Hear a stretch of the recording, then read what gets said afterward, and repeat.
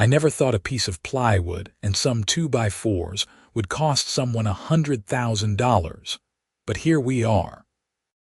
The day I finished installing the wheelchair ramp leading up to my front door in my modest home in Scottsdale, Arizona, I felt a surge of independence I had not experienced in the 3 months since the car accident that left me paralyzed from the waist down. My name is Marcus Irving, and I am 34 years old, and that ramp represented my ability to finally get in and out of my own house without relying on my brother or neighbors to help carry me up the steps. The accident happened on Interstate 10 during rush hour. A semi-truck driver fell asleep at the wheel and crossed 3 lanes of traffic before slamming into my Toyota Camry. I woke up 2 days later in the hospital with doctors telling me I would never walk again. The next few months were a blur of physical therapy, insurance paperwork, and learning how to navigate a world that suddenly seemed full of obstacles I had never noticed before. My girlfriend of 2 years, Sarah, left me within the first month. She said she could not handle it, which I guess was her way of saying she could not handle me anymore. I had bought the house in the Sunset Ridge community about a year before the accident. It was a nice 3-bedroom ranch-style home with a small backyard and a 2-car garage. The HOA seemed reasonable enough when I moved in. The monthly fees were $200, which covered landscaping of common areas, a community pool, and general maintenance.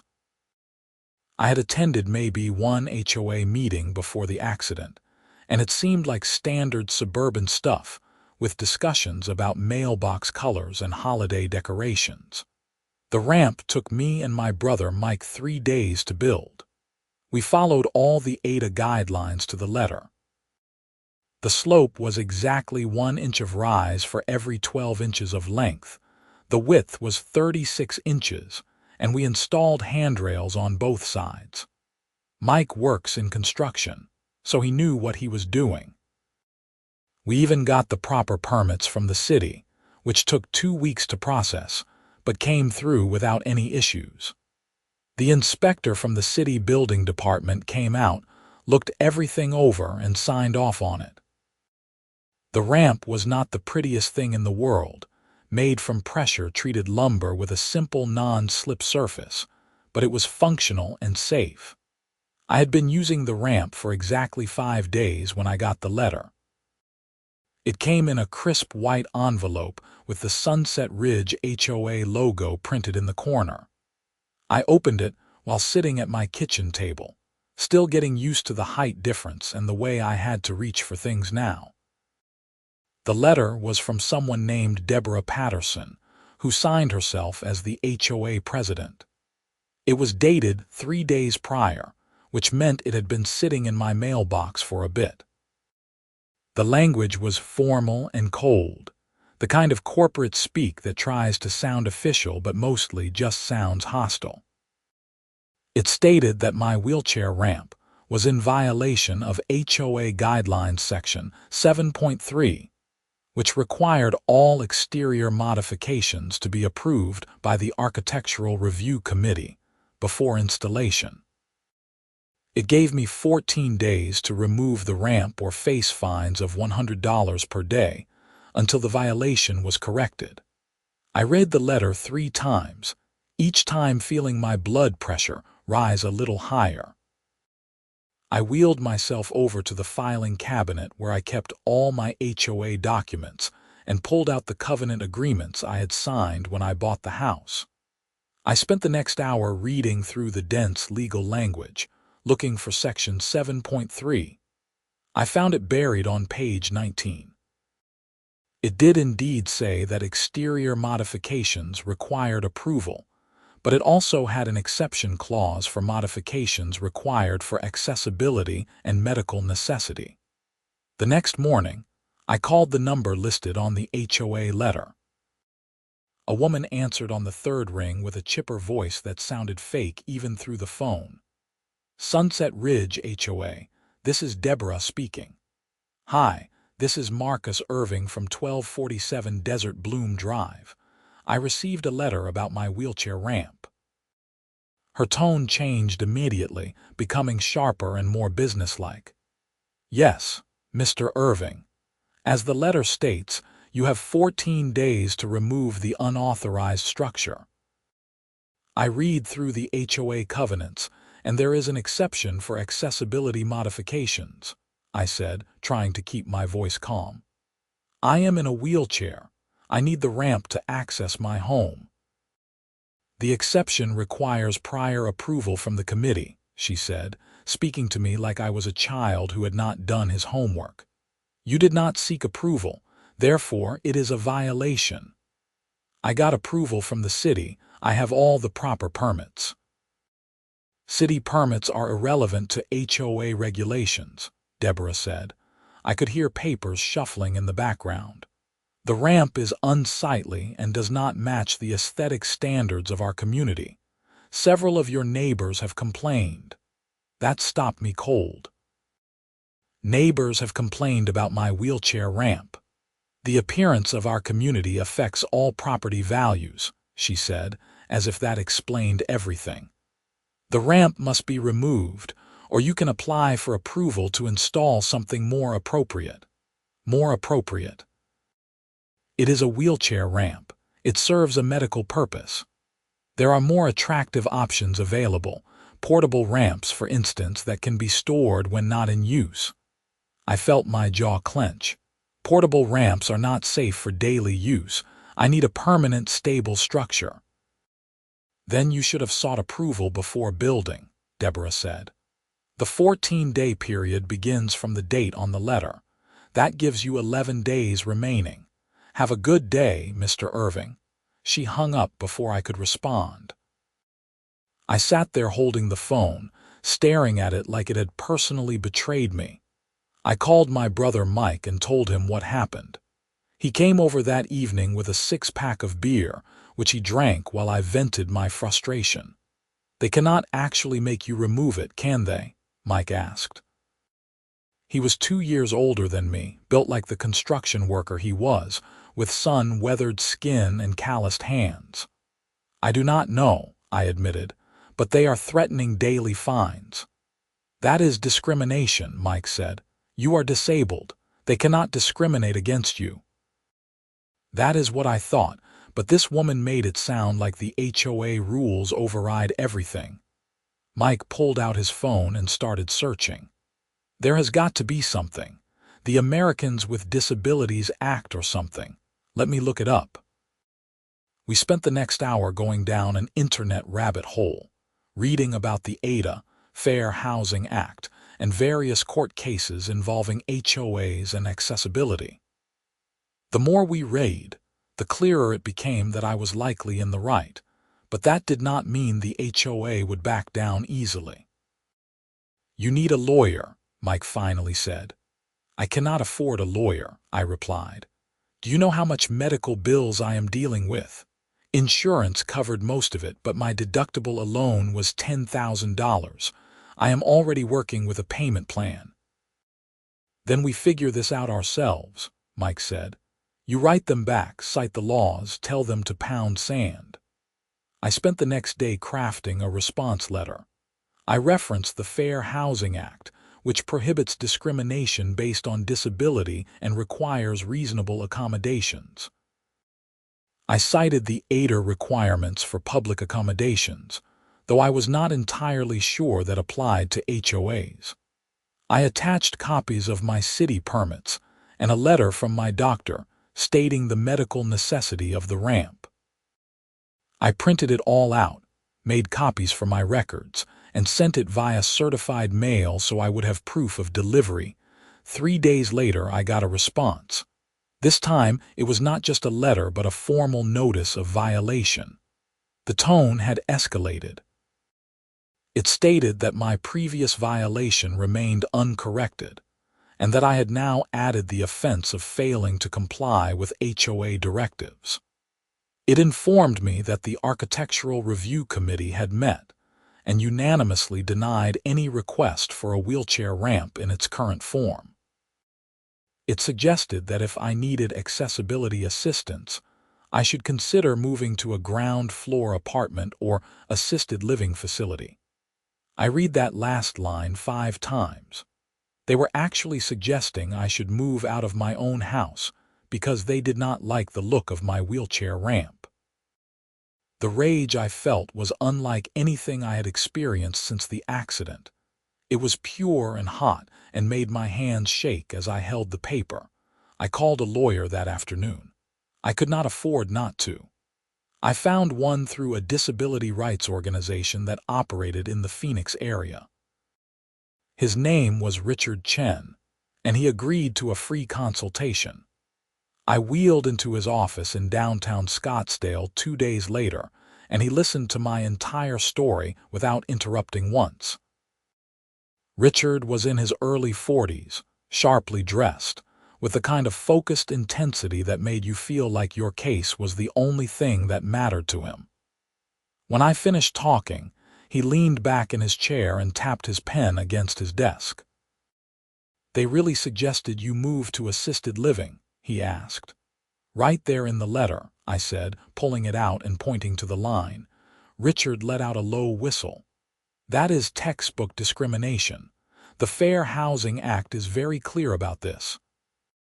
HOAs have to provide reasonable accommodations for disabilities. A wheelchair ramp is about as reasonable as it gets. So what do? First, I send them a letter explaining exactly how many laws they are breaking. I cite the Fair Housing Act, the HOA where it applies, and relevant Arizona state laws. I give them a chance to back down gracefully. If they do not, we file a complaint with HUD and potentially a lawsuit. How much is this going to cost me?"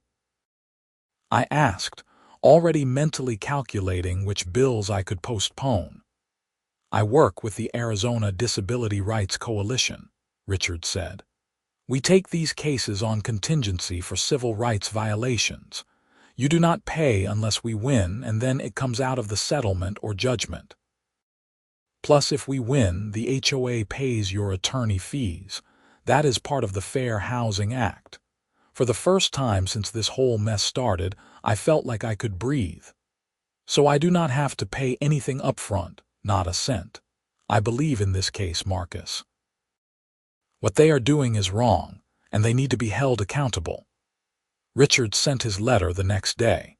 It was 10 pages long and cited so much legal precedent that it probably would have made for boring reading if you were not the one being defended by it. He sent it certified mail to Deborah Patterson, the HOA board, and the management company that handled the HOA's day-to-day operations. I thought that would be the end of it. I really did.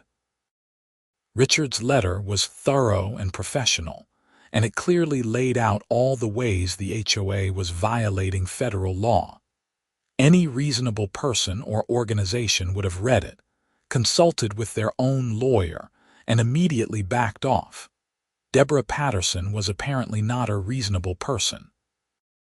The response came a week later, and it was delivered not by mail but by a process server who showed up at my door. I was being sued by the Sunset Ridge HOA for breach of covenant and willful violation of community standards. They were seeking removal of the ramp, payment of all accumulated fines which now totaled $700 and legal fees. I called Richard immediately. He sounded more excited than concerned. "They are actually doubling down," he said. "This is perfect. Perfect. They are suing me. And now we countersue for discrimination, violation of the Fair Housing Act, and intentional infliction of emotional distress.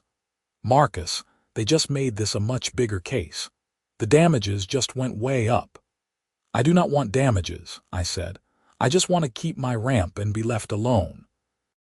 "I understand that," Richard said, and his voice softened.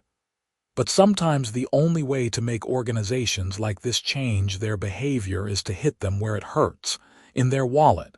Trust me on this." We filed our countersuit the following week.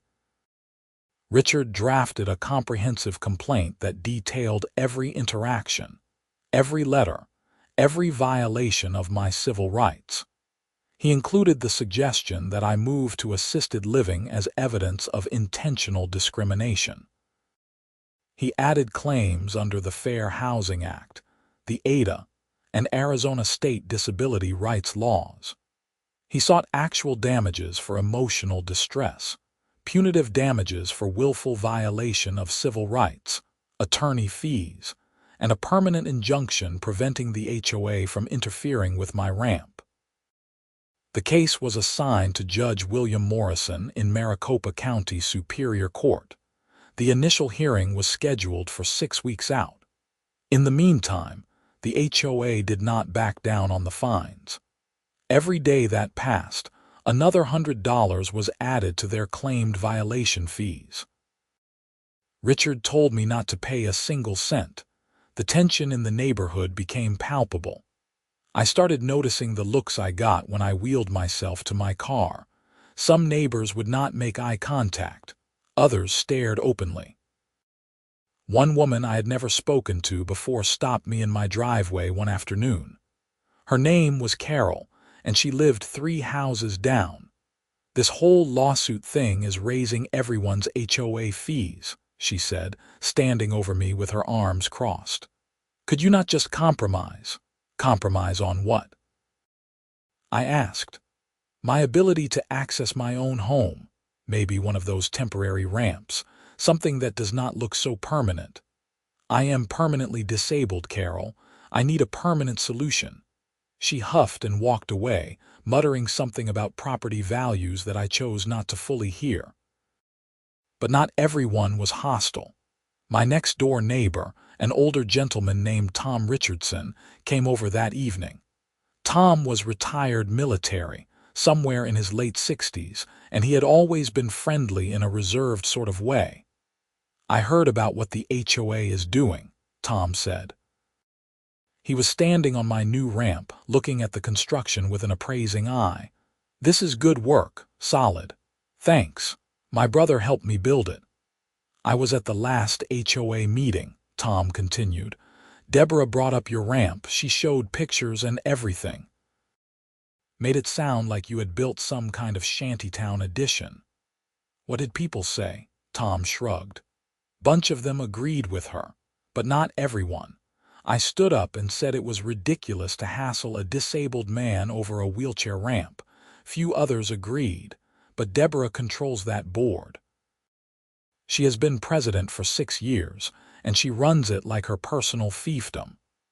"Why does everyone let her?" "Because most people do not want to deal with HOA politics," Tom said. "They pay their fees and ignore the meetings. That leaves people like Deborah in charge. Power-hungry busybodies who care more about rules than common sense." "I am not trying to cause trouble," I said. "I just want to live in my house." "I know that, and I told the board as much. For what it is worth, you have got support in the neighborhood. We are just quieter than the complainers." That conversation meant more to me than Tom probably realized. It was easy to feel isolated in this fight, like I was one person against an entire community. Knowing that some people understood helped. The weeks leading up to the first hearing were stressful. Richard had me document everything, taking photos of the ramp, collecting statements from my doctor and physical therapist, writing down every detail of how the ramp affected my daily life. He also had me keep a journal of my emotional state and any interactions with the HOA or neighbors about the situation. The HOA, meanwhile, seemed determined to make themselves look as bad as possible. They sent another letter warning that if I did not comply with their demands, they would place a lien on my property. Richard was practically gleeful when I forwarded that to him. "Do they not have a lawyer advising them?" I asked during one of our phone calls. "They do," Richard said. "Guy named Steve Harmon. He works for a firm that represents a lot of HOAs, but I think Deborah is ignoring his advice. She is letting her ego drive this." "How can you tell?" because no competent attorney would let their client send threatening letters about liens while facing a Fair Housing Act complaint. That is just giving us more ammunition. The day of the first hearing arrived. Mike drove me to the courthouse, and Richard met us outside. The Maricopa County Superior Court building was an imposing structure of glass and concrete in downtown Phoenix. Richard helped me navigate through security and up to the courtroom on the third floor. Deborah Patterson was already there when we arrived. I recognized her from the HOA meetings, though I had never spoken to her directly before all this started.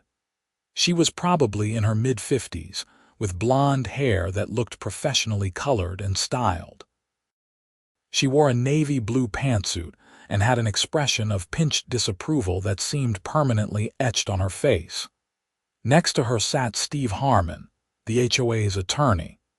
He looked uncomfortable, constantly leaning over to whisper things to Deborah, who kept shaking her head dismissively.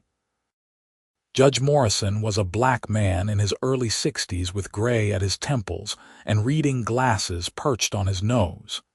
He had a reputation, Richard had told me, for being no-nonsense and fair. The hearing was not a full trial, just a preliminary conference to discuss the issues and see if there was any possibility of settlement. Judge Morrison read through both the HOA's complaint and our countersuit before looking up at both parties. "Let me make sure I understand this correctly," he said, his voice deep and measured. "Mr. Irving, you built a wheelchair ramp to access your home after becoming paralyzed in a car accident. Is that correct?" "Yes, Your Honor," I said. "And you obtained the proper city permits?" "Yes, Your Honor. The city approved it and inspected it." Judge Morrison turned to Steve Harmon. "And the HOA is demanding he remove this ramp because it was not pre-approved by the Architectural Review Committee." Steve stood up. "Yes, Your Honor.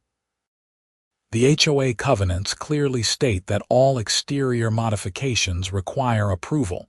Mr. Irving did not seek that approval before building." "Did he seek approval after building?" the judge asked. Steve hesitated. "The committee met and determined that the ramp in its current form does not meet community aesthetic standards." "I see." Judge Morrison looked down at the papers in front of him. "And the HOA suggested in writing that Mr. Irving should move to assisted living rather than keep his wheelchair ramp." Steve's expression tightened. "That was an unfortunate phrasing in a letter drafted by the HOA president." "It was not meant to suggest." "I can read what it suggests, Counselor," Judge Morrison interrupted. "It suggests that a disabled homeowner should move out rather than install a medically necessary accessibility modification."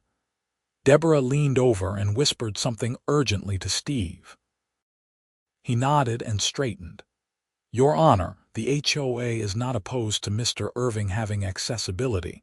We simply require that modifications meet community standards. There are more aesthetically pleasing options available." Richard stood up. "Your Honor, if I may. The Fair Housing Act does not require disabled individuals to choose the most aesthetically pleasing option for reasonable accommodations. It requires that they be allowed to make necessary modifications at their own expense. Mr. Irving built a ramp that meets all ADA guidelines and city codes. The HOA's insistence that it be more attractive is not a legitimate basis to deny a reasonable accommodation." Judge Morrison nodded slowly. "I am inclined to agree. However, before we go further, I want to give both parties a chance to settle this. Mr. Harmon, I strongly suggest you speak with your client about dropping this case. From where I sit, the HOA is on very shaky legal ground." Steve nodded. "We will discuss it, Your Honor." "Mr. Chen, would your client be amenable to a settlement that allows the ramp to remain without further interference from the HOA?" Richard looked at me, and I nodded. "Yes, Your Honor. Mr. Irving simply wants to live in his home in peace." Then I am ordering both parties to enter mediation within 30 days. If you cannot reach a settlement, we will proceed to trial." Judge Morrison banged his gavel. "This hearing is adjourned." As we left the courtroom, I felt cautiously optimistic. The judge clearly saw things our way, and even the HOA's own lawyer looked like he knew they were in trouble. I thought maybe, finally, this would be resolved. I should have known better. The mediation was scheduled at a neutral location, a conference room in a professional building in Scottsdale. The mediator was a retired judge named Patricia Fuller, a woman in her 70s with white hair and a grandmotherly demeanor that masked a sharp legal mind. Richard and I arrived 15 minutes early. Steve Harmon showed up with Deborah Patterson and 2 other board members I vaguely recognized from the neighborhood. One was a man named Kenneth who lived on the opposite end of the development, and the other was a woman named Susan, who I had seen at the community pool a few times. Judge Fuller explained the mediation process. Each side would have a chance to present their position, and then she would work with us to find a mutually acceptable resolution. The goal was to avoid the time and expense of a trial. Steve Harmon went first. He laid out the HOA's position much more carefully than Deborah had in her letters. He acknowledged that I had a right to accessibility, but argued that the HOA also had a legitimate interest in maintaining community standards. He proposed a compromise. The HOA would approve my ramp if I agreed to certain aesthetic modifications. Specifically, they wanted it painted to match my house, landscaped with shrubs to partially obscure it from the street, and rebuilt with composite materials instead of pressure-treated lumber. The cost of those modifications would be approximately $8,000, Steve said. The HOA would be willing to split that cost with Mr. Irving, paying half. I looked at Richard, who gave a small shake of his head before standing. "Your Honor, I mean. Judge Fuller, the Fair Housing Act is clear that reasonable accommodations must be provided.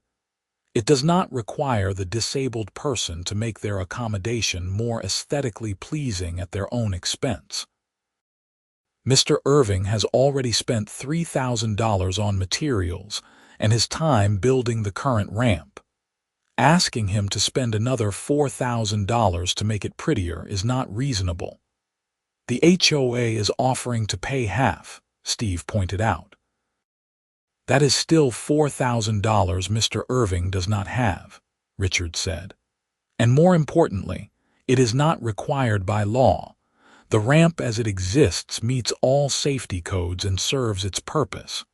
The HOA's aesthetic concerns do not override civil rights." Deborah suddenly spoke up, her voice sharp. "This is not just about aesthetics. It is about property values. Every homeowner in Sunset Ridge has a stake in maintaining the appearance of our community. One unsightly modification can affect everyone's home value." Richard turned to her. "Do you have any evidence that Mr. Irving's ramp has affected property values?" "It is common sense," Deborah said.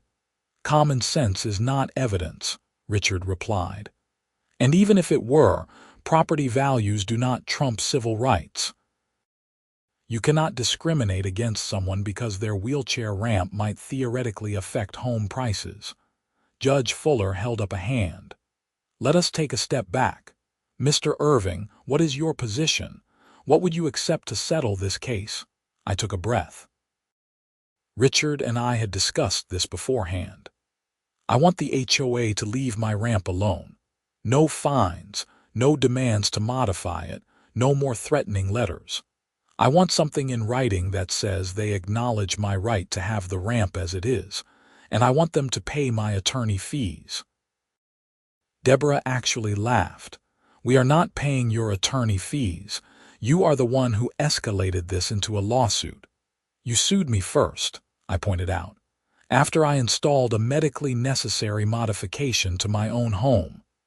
"You violated HOA rules," Deborah shot back. Rules that you agreed to follow when you bought your house. The Fair Housing Act supersedes HOA rules, Richard said calmly. This is settled law.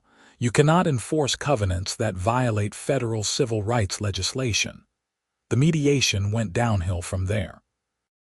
For 3 hours, Judge Fuller tried to find common ground, but Deborah refused to budge on her core position that the ramp violated HOA standards and needed to be modified or removed.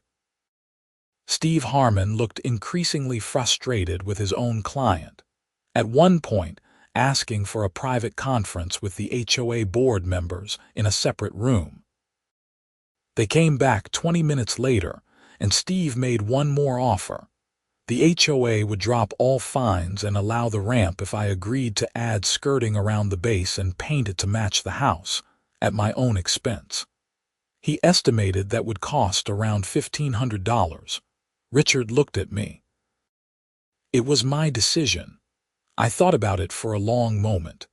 $1,500 was money I did not have, but I could probably borrow it from Mike or put it on a credit card. It would end this nightmare and let me get on with my life. But then I thought about the principle of it. Why should I have to pay anything extra to make my medical equipment more visually appealing to people who should have been supporting me, not fighting me? Why should I compromise on my civil rights because an HOA president did not like the way wood looked? No, I said. The ramp stays as it is or we go to trial. Deborah's face flushed red. You are being unreasonable. I am being disabled, I said. And you are being discriminatory, Judge Fuller sighed. It seems we have reached an impasse. I will report to Judge Morrison that mediation was unsuccessful. This case will proceed to trial. As we left the building, Richard put a hand on my shoulder. You made the right call. They are clearly in the wrong here, and a jury will see that. How long until trial? I asked. Probably 3 to 4 months, given the court schedule. But Marcus, I think they will settle before then. Once they talk to their insurance company and realize how much this could cost them, they will back down. Richard was half right. The HOA's insurance company did get involved, and they clearly told Deborah and the board that they were facing serious liability. But instead of settling, the HOA decided to double down in the stupidest way possible. 2 weeks after the failed mediation, I came home from a doctor's appointment to find my wheelchair ramp had been vandalized. Someone had sawed through the support posts on one side, making it unstable and dangerous. The handrail had been torn off completely and was lying in my yard. There was spray paint on the plywood surface that read, "Remove IT" in angry red letters. I sat in my car staring at the damage, my hands gripping the steering wheel. I could not get into my house. The ramp was not safe to use, and I could not navigate the steps in my wheelchair. I called Mike first, then Richard, then the police. The Scottsdale Police Department sent an officer named Ramirez. He was in his 30s, professional and thorough. He took photos of everything, collected a piece of the sawn wood as evidence, and took my statement. I told him about the HOA dispute, and his expression hardened. "You think someone from the HOA did this?" Officer Ramirez asked. "I do not know," I said honestly, "but someone clearly has strong feelings about my ramp." "Do you have any security cameras?" "No." "Any neighbors who might have seen something?" "I can ask around." Officer Ramirez gave me a case number and said he would investigate. Tom Richardson from next door came over while the officer was still there. He had seen a white SUV parked in front of my house around midday, but he had not thought anything of it. He could not describe the driver. Mike came over with tools and materials and spent the next 4 hours making emergency repairs, so the ramp was at least functional. We did not have time to fully rebuild it, but he reinforced the supports and created a temporary handrail. The spray paint was still there, An angry reminder that someone hated my existence enough to commit property destruction. Richard filed an emergency motion with the court the next morning, requesting a temporary restraining order against the HOA and accelerating the trial date. He argued that the vandalism, combined with the HOA's documented hostility toward my ramp, created a reasonable suspicion that someone affiliated with the HOA was responsible.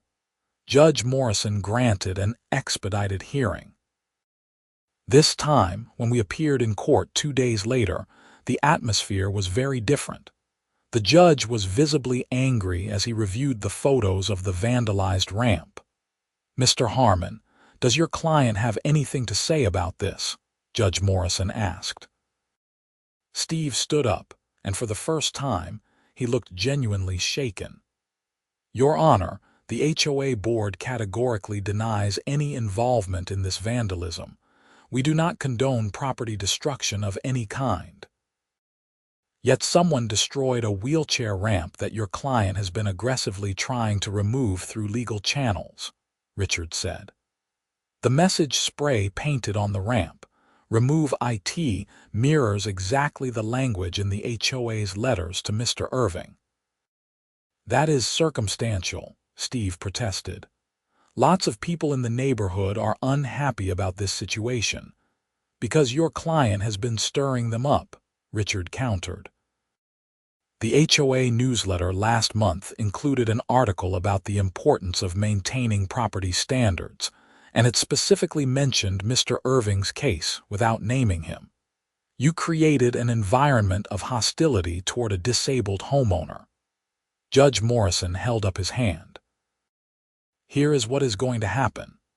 I am granting a temporary restraining order preventing any HOA member or agent from approaching Mr. Irving's property or contacting him in any way except through attorneys. I am also accelerating this case to trial. We will begin jury selection in 6 weeks." Deborah stood up from her seat behind the attorney's table. "Your Honor, this is ridiculous. We did not vandalize anything." Judge Morrison fixed her with a hard stare. "Madam, you need to sit down and let your attorney speak for you. But he is not saying what needs to be said. This man is making our entire neighborhood look bad. His property is bringing down values. We have every right to enforce our standards." Steve grabbed Deborah's arm and tried to pull her back to her seat, but she shook him off. "Your Honor, the HOA board has been patient and tried to work with Mr. Irving, but he refuses to compromise.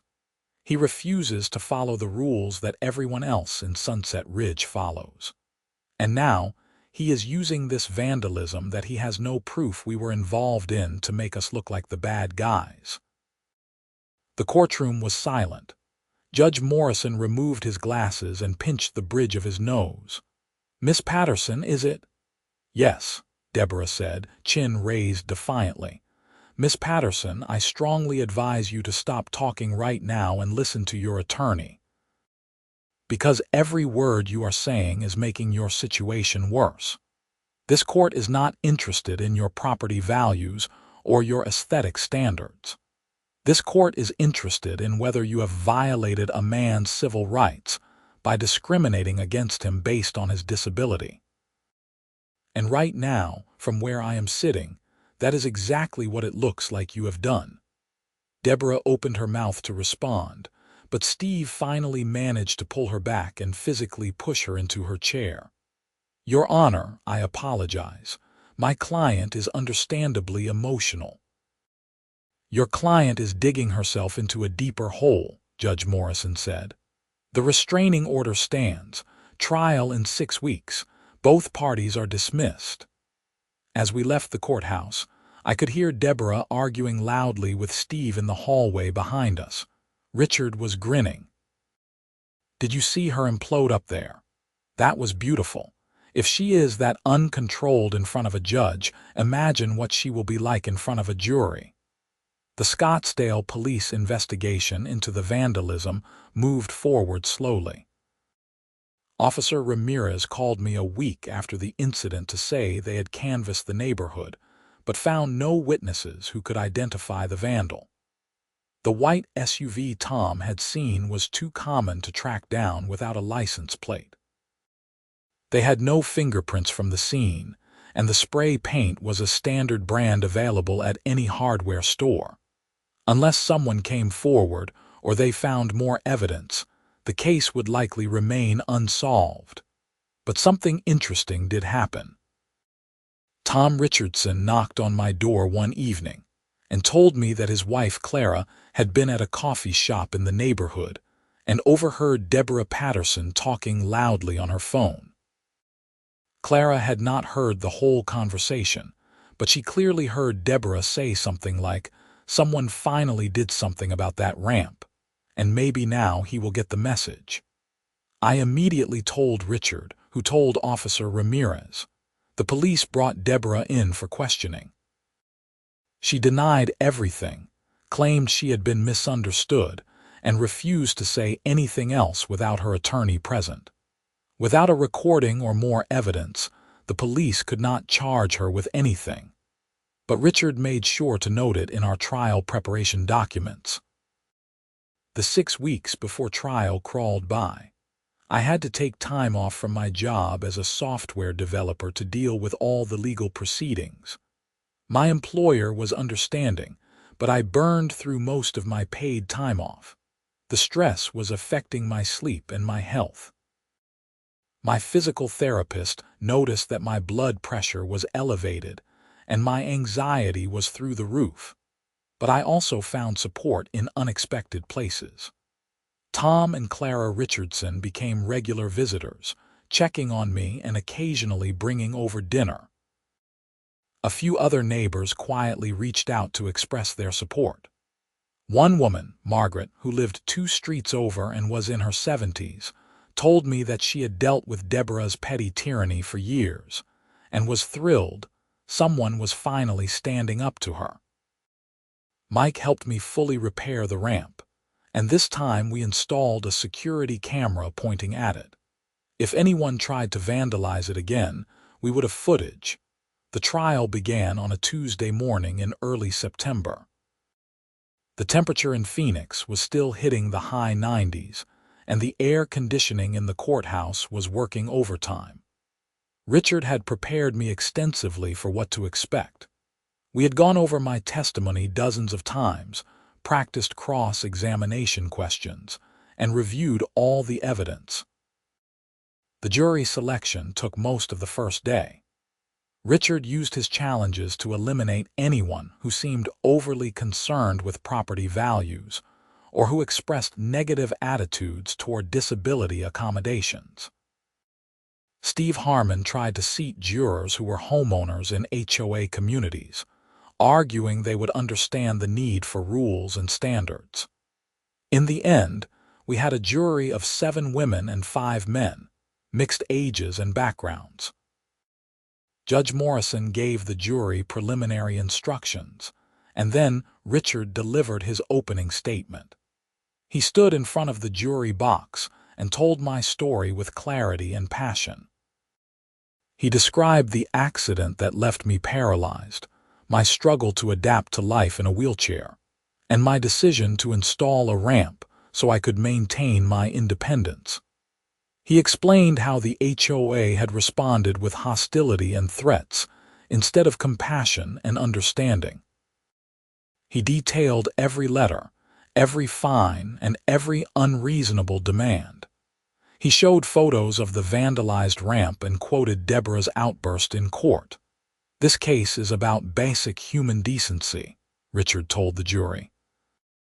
"It is about whether someone in a wheelchair has the right to access their own home without being harassed by their HOA. The law is crystal clear on this issue. The Fair Housing Act and the Americans with Disabilities Act protect people like Marcus Irving from exactly this kind of discrimination. The defendant HOA violated those laws repeatedly and willfully, and they need to be held accountable."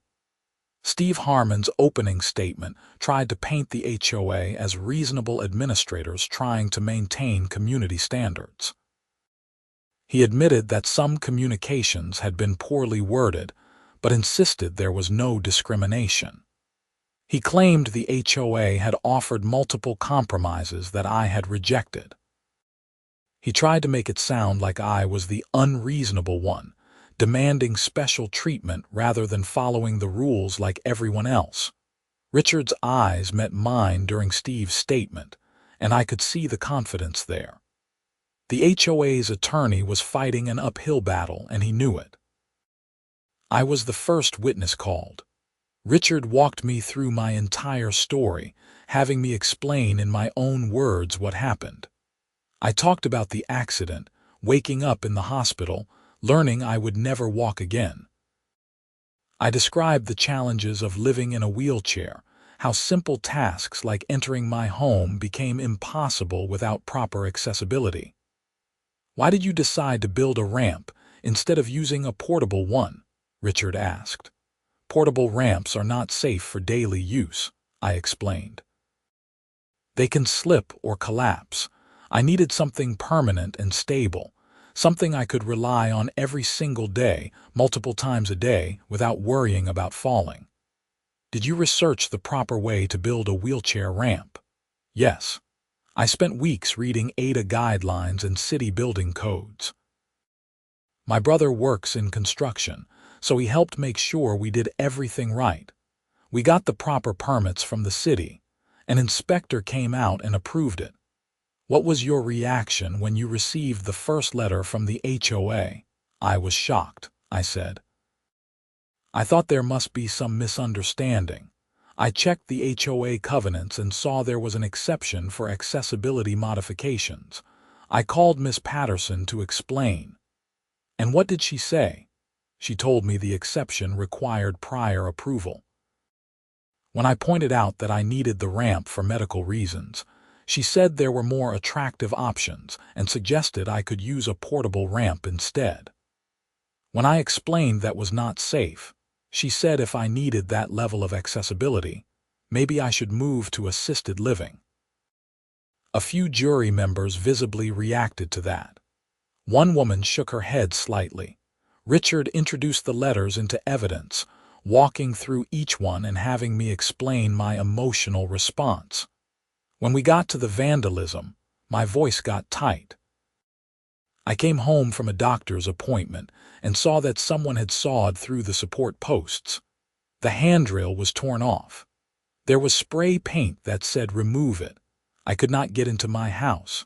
I had to sit in my car and wait for my brother to come make emergency repairs.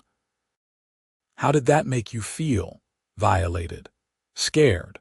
I felt like someone hated me just for being disabled, for needing something to access my own home." Steve Harmon's cross-examination tried to poke holes in my story. He asked why I had not sought HOA approval before building. I explained that I did not think it was necessary given the medical nature of the ramp and the exception in the covenants. He asked if I had considered the aesthetic concerns of my neighbors. I said that function was more important than appearance when it came to medical equipment. He suggested that I had been inflexible and unwilling to compromise. I pointed out that all their suggested compromises required me to spend thousands of additional dollars to make medical equipment look prettier. "You rejected the offer to split the cost of aesthetic improvements," Steve said. "I could not afford $4,000, I replied, "and I should not have to pay extra to make my wheelchair ramp more appealing to people who should not be judging it in the first place. But you understand the HOA has a responsibility to all homeowners to maintain standards." "I understand that disabled people have rights under federal law that supersede HOA standards," I said. Steve tried a few more angles, but Richard had prepared me well. I stayed calm and stuck to the facts. After an hour of cross-examination, Judge Morrison called for a lunch break. The afternoon brought more witnesses. Richard called my doctor, who testified about my medical condition and the necessity of the ramp.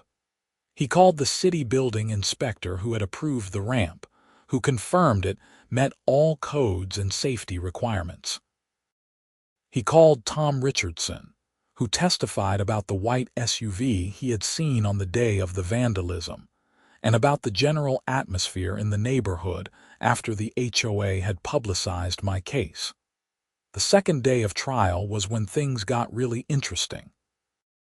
Richard called Deborah Patterson to the stand as an adverse witness. She was dressed in a conservative gray suit and had clearly been coached by Steve to remain calm and professional. That lasted about 15 minutes. Richard started with basic questions, establishing her role as HOA president and her involvement in my case. Then he started introducing the letters into evidence, having her confirm that she had signed them. This letter, dated July 15th, suggests that Mr. Irving should move to assisted living. Did you write that? I signed the letter, but it was drafted by the HOA board collectively. The board collectively decided to suggest a disabled homeowner should move out rather than keep his wheelchair ramp. We were offering alternatives, ways he could maintain accessibility without violating community standards. Assisted living is not an alternative to living in one's own home, Richard said. It is telling someone they do not belong in the community because they are disabled. That was not the intent, Deborah said stiffly. Richard pulled out another letter. This one threatens to place a lien on Mr. Irving's property if he does not remove the ramp. Is that accurate? The HOA has the authority to place liens for uncorrected violations, even when the violation is a wheelchair ramp that is protected under federal law. We did not believe it was protected because he did not seek prior approval. Miss Patterson, when did you first learn about the Fair Housing Act's requirements regarding disability accommodations? Deborah hesitated. I do not recall exactly. Was it before or after you sent the first letter to Mr. Irving demanding he remove his ramp? I do not recall. Richard pulled out another document. This is the letter from my office dated July 22nd, which clearly explains the Fair Housing Act and its requirements. You received this, correct? Yes. And after receiving this letter, which explicitly told you that you were violating federal law, the HOA filed a lawsuit against Mr. Irving. Is that correct? We were defending the rights of the community. By suing a disabled man for building a wheelchair ramp to access his own home. By enforcing our covenants that all homeowners agreed to follow. Richard let that statement hang in the air for a moment. After Mr. Irving's ramp was vandalized, you were overheard at a coffee shop saying something along the lines of someone finally did something about that ramp. You recall that conversation? Deborah's composure cracked. That was taken out of context. What was the context? I do not remember the exact conversation. I was probably talking about the board meeting where we discussed the situation. You were discussing vandalism of a wheelchair ramp and thought someone had finally done something about it. No, that is not what I meant. Then, what did you mean? I do not remember the exact words. Whoever heard this was mistaken. Richard moved on to the HOA newsletter article. In August, the Sunset Ridge HOA newsletter included an article titled Maintaining Our Community Standards. Can you tell the jury about that? We regularly publish articles about HOA rules and standards. This article specifically mentioned an ongoing case involving exterior modifications, did it not? It may have referenced that, yes. Even though the case was in active litigation, you decided to publicize it to the entire community. We did not mention Mr. Irving by name. But everyone knew who you were talking about, did they not? Deborah did not answer immediately. Steve objected on relevance, but Judge Morrison overruled it. Deborah finally said, some people may have known. And after that newsletter came out, Mr. Irving experienced increased hostility from neighbors. Correct. I do not know what Mr. Irving experienced. You do not think publicizing a dispute with a disabled homeowner might increase hostility toward that homeowner. We were informing the community. You were creating a hostile environment, Richard said firmly. Steve objected, and this time Judge Morrison sustained it. But the point had been made. Several jury members were looking at Deborah with obvious disapproval. The cross-examination went on for another hour. Richard methodically dismantled every justification the HOA had offered for their actions. He got Deborah to admit that no other homeowner had ever been sued for an accessibility modification. He got her to admit that the HOA had never had its covenants reviewed by a disability rights attorney. He got her to acknowledge that she had received multiple warnings from their insurance company that they were facing significant liability. By the time Richard was done, Deborah looked exhausted and angry.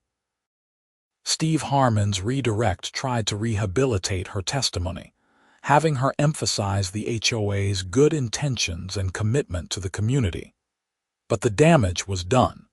The HOA called their own witnesses on the third day. They brought in a real estate appraiser, who testified that non-conforming exterior modifications could negatively impact property values. Richard's cross-examination destroyed that testimony by getting the appraiser to admit he had done no actual study of property values in Sunset Ridge and was speaking in generalities. They called several homeowners who testified about the importance of community standards.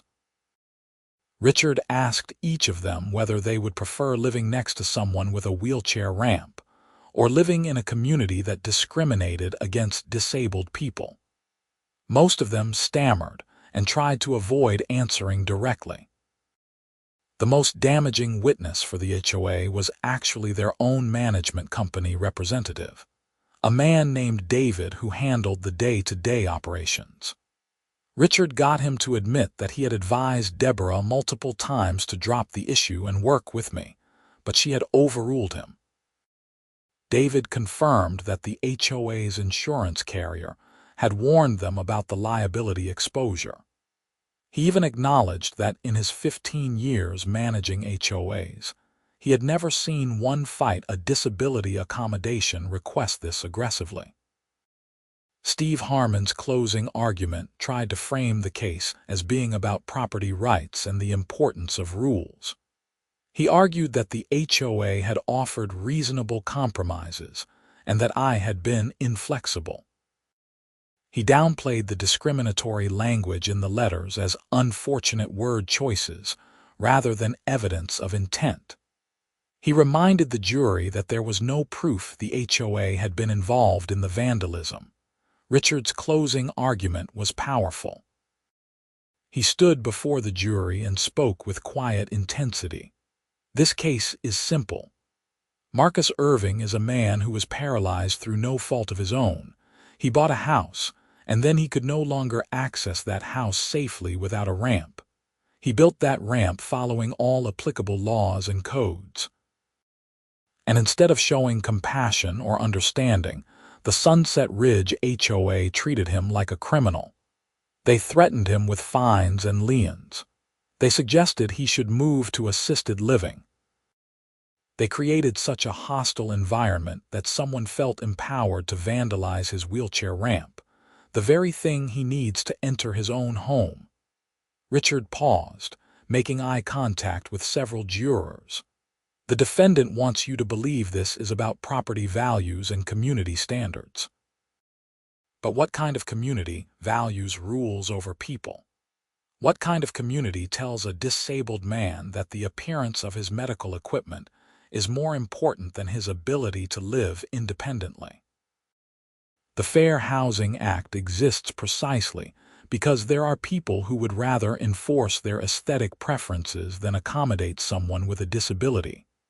The law says that is wrong.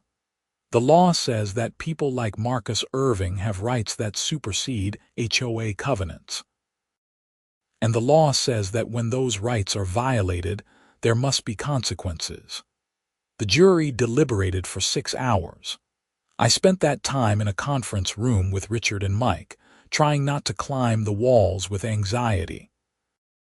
Richard seemed confident, but he warned me that juries could be unpredictable. When the bailiff came to tell us the jury had reached a verdict, my heart was pounding so hard I thought it might burst.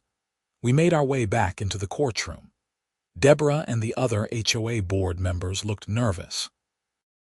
Steve Harmon had his lawyer poker face on, revealing nothing. Judge Morrison asked the jury foreman, a middle-aged man who worked as an accountant, if they had reached a verdict. He said they had. The judge asked him to read it. In the matter of Irving versus Sunset Ridge Homeowners Association, we the jury find in favor of the plaintiff, Marcus Irving. We find that the defendant HOA violated the Fair Housing Act through discriminatory conduct based on disability. We award actual damages in the amount of $25,000 for emotional distress. We award punitive damages in the amount of $75,000. We recommend that the court grant a permanent injunction preventing the HOA from interfering with the plaintiff's wheelchair ramp. I closed my eyes and felt tears starting to form. $100,000. They had awarded me $100,000. Richard squeezed my shoulder. I heard Deborah gasp loudly behind me. Judge Morrison thanked the jury and dismissed them. Then he addressed both parties.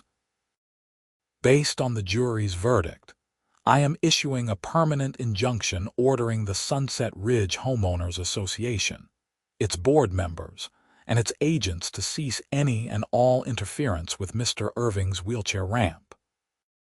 The HOA is prohibited from imposing fines, threatening liens, or taking any action related to the ramp. Additionally, under the Fair Housing Act, the prevailing party is entitled to attorney fees. Mr. Chen, please submit a fee petition within 30 days. Richard's fees ended up adding another $38,000 to the total judgment. The HOA was ordered to pay $138,000 plus court costs. The aftermath was swift and dramatic. The HOA's insurance company settled the judgment within 2 weeks. They clearly wanted to avoid any further litigation or publicity. The check was cut, and the money was deposited into an escrow account pending the conclusion of any appeals. Steve Harmon informed us that the HOA would not be appealing.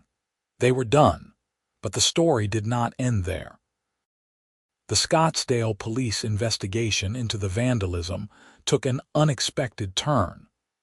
Officer Ramirez called me 3 weeks after the trial verdict to tell me they had arrested someone. It was not Deborah Patterson, though I think part of me had suspected it might be. It was Kenneth, the male HOA board member who had been at the mediation. Apparently, Kenneth's teenage son had bragged to a friend about his dad asking him to take care of a problem in the neighborhood. The friend's parents overheard and called the police. When confronted, the son admitted that Kenneth had given him a saw and spray paint and driven him to my house while I was at a doctor's appointment. Kenneth was charged with criminal mischief, conspiracy, and several other crimes. His son, being a minor, was handled through juvenile court. Kenneth ended up pleading guilty to avoid trial. He was sentenced to 2 years of probation, community service, and ordered to pay restitution for the damage to my ramp. He also had to resign from the HOA board immediately. The scandal effectively destroyed Deborah Patterson's grip on the Sunset Ridge HOA.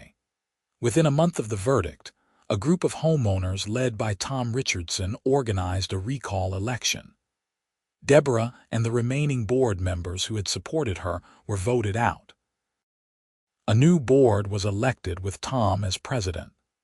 One of the new board's first actions was to revise the HOA covenants to explicitly state that accessibility modifications for disabled residents would be automatically approved, with no aesthetic requirements beyond basic safety standards.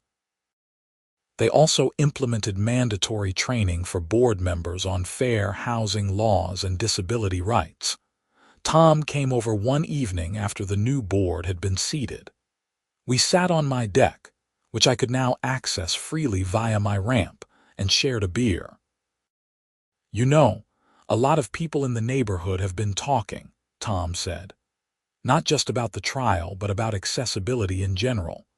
There is a family 3 streets over with an autistic son who needs sensory equipment in their backyard. They never applied for permission because they assumed the HOA would say no. Now they are putting it in." "Good," I said. "Deborah moved out last month," Tom continued. "Sold her house and left. I heard she is living in Tucson now." I did not know what to say to that. Part of me felt vindicated. Part of me just felt tired. "I am sorry you had to go through all this," Tom said. "It should never have happened." "No, it should not have," I agreed. "But maybe something good came out of it. Maybe the next person will not have to fight like I did."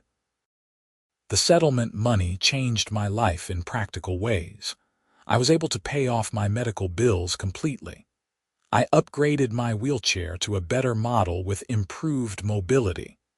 I even put some money toward modifying my bathroom to make it more accessible.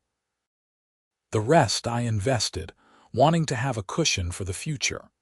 But more than the money, the verdict gave me something I had not realized I was missing: validation. For months, Deborah and the HOA had made me feel like I was the problem, like I was being unreasonable or demanding special treatment. The jury's verdict said clearly that I had been right.